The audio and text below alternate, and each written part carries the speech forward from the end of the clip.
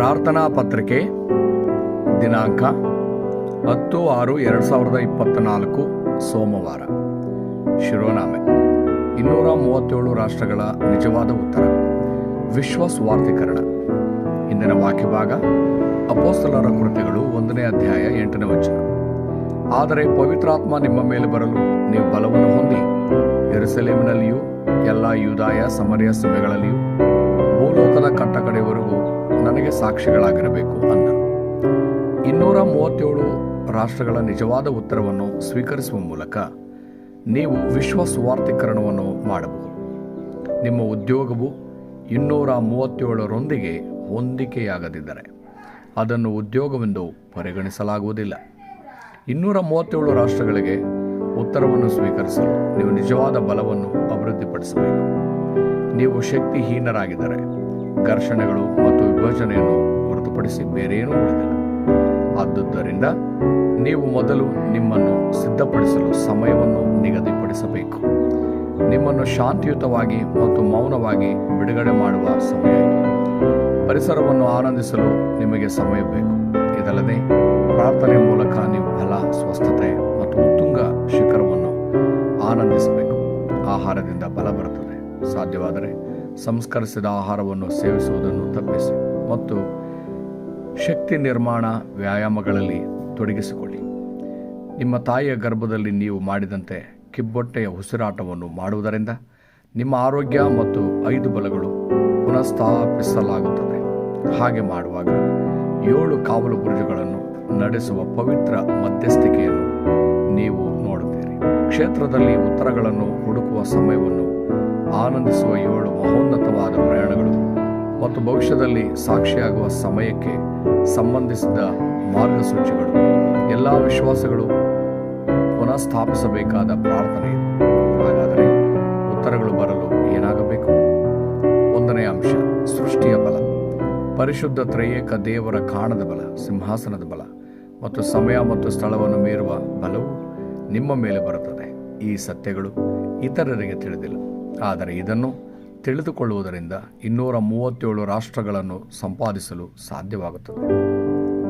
2ನೇ ಅಂಶ: ನನ್ನ ಒಳಗೆ ಬಲ. ಅಂತಿಮವಾಗಿ ಈ ಬಲವು ನಾನು ನನ್ನ ಆತ್ಮ ಮತ್ತು ನನ್ನ ಜೀವನದಲ್ಲಿ ಸ್ಥಾಪಿಸಲ್ಪಡುತ್ತದೆ.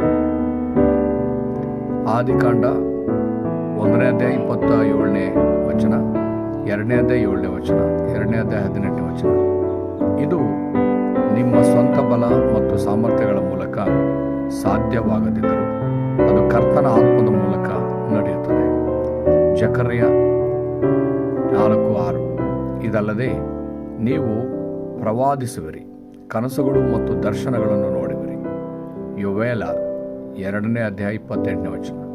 ಕೊನೆಯಲ್ಲಿ ಯೇಸು 40 ದಿನಗಳವರೆಗೆ ಮಾತನಾಡಿದ ದೇವರ ರಾಜ್ಯವು ಮಾರ್ಕನ ಮೇಲಿನ ಕೋಣೆಯ ಮೇಲೆ ಬಂದಿತು.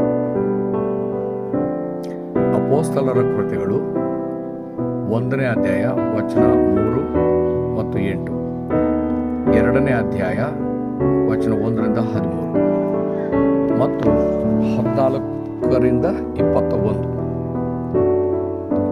3ನೇ ಅಂಶ: ಪ್ರಪಂಚ ಸುವಾರ್ತೀಕರಣ ಮೇರು ಕೃತ್ಯಗಳು. ಈ ಹಂತದಿಂದ ವಿಶ್ವ ಸುವಾರ್ತೀಕರಣದ ಮೇರು ಕೃತ್ಯಗಳನ್ನು ರಚಿಸಲಾಗುವುದು. ಇದು ಪ್ರತಿದಿನ ದೇವಾಲಯದಲ್ಲಿ ಮತ್ತು ಮನೆಗಳಲ್ಲಿ ನಡೆಯುತ್ತಿತ್ತು. ಅಪೊಸ್ತಲರ ಕೃತ್ಯಗಳು 2ನೇ ಅಧ್ಯಾಯ ವಚನ 43ರಿಂದ 45. ಕುಂಟನನ್ನು ಎಬ್ಬಿಸಲಾಯಿತು ಮತ್ತು ಸಮರ್ಯದ ಸಮಸ್ಯೆಗಳನ್ನು ಪರಿಹರಿಸಲಾಯಿತು. ಅಪೊಸ್ತಲರ ಕೃತ್ಯಗಳು 3ನೇ ಅಧ್ಯಾಯ ವಚನ 1ರಿಂದ 12, 8ನೇ ಅಧ್ಯಾಯ ವಚನ 4ರಿಂದ 8. ಇದಲ್ಲದೆ ಯಾರೂ ಗುಣಪಡಿಸಲಾಗದ ಕಾಯಿಲೆಗಳನ್ನು ಗುಣಪಡಿಸುವುದು. ಅಪೊಸ್ತಲರ ಕೃತ್ಯಗಳು 13ನೇ ಅಧ್ಯಾಯ, 16ನೇ ಅಧ್ಯಾಯ, 19ನೇ ಅಧ್ಯಾಯ. ಯಾರೂ ನೀಡಲಾಗದ ಉತ್ತರಗಳನ್ನು ನೀಡುವುದು. ಸಭಾಮಂದಿರ ಮತ್ತು ಎಲ್ಲರಿಗೂ ಜೀವನವನ್ನು ಹೊಣಕ್ಕಿಡುವುದು ಶಾಶ್ವತವಾಗಿ ಹುಟ್ಟುಕೊಂಡಿತು. 237 ರಾಷ್ಟ್ರಗಳಲ್ಲಿ ದೇವಾಲಯಗಳನ್ನು ನಿರ್ಮಿಸುವುದಾಗಿ ಮಾರ್ಮನ್ಗಳು ಘೋಷಿಸಿದ್ದಾರೆ.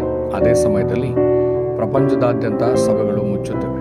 ಇದೀಗ ಮುಚ್ಚುತ್ತಿರುವ ಸಭೆಗಳನ್ನು ಪುನಃಸ್ಥಾಪಿಸಲು ಮತ್ತು ಪ್ರತಿಭಾನ್ವಿತ ಮತ್ತು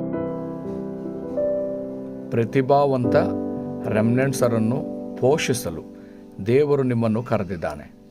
ಇದು ಆ ಸಮಯದ ವೇಳಾಪಟ್ಟಿ. ಒಡಂಬಡಿಕೆಯ ಪ್ರಾರ್ಥನೆ. ಪ್ರೀತಿಯ ದೇವರೇ, ಈ ಸಮಯದ ಸಲುವಾಗಿ ನನ್ನನ್ನು ಕರೆದಿದ್ದಕ್ಕಾಗಿ ಕೃತಜ್ಞತೆಗಳು. ವಿಶ್ವಾಸವಾರ್ಥೀಕರಣವನ್ನು ಕೈಗೊಳ್ಳಲು ಮತ್ತು ಮುರಿದು ಹೋದ ಸಭೆಗಳನ್ನು ಪುನರ್ನಿರ್ಮಿಸಲು ನನಗೆ ಬಲವನ್ನು ನೀಡಿ. ಯೇಸು ಕ್ರಿಸ್ತನ ಹೆಸರಿನಲ್ಲಿ ನಾನು ಪ್ರಾರ್ಥಿಸುತ್ತೇನೆ. ಆಮೆನ್.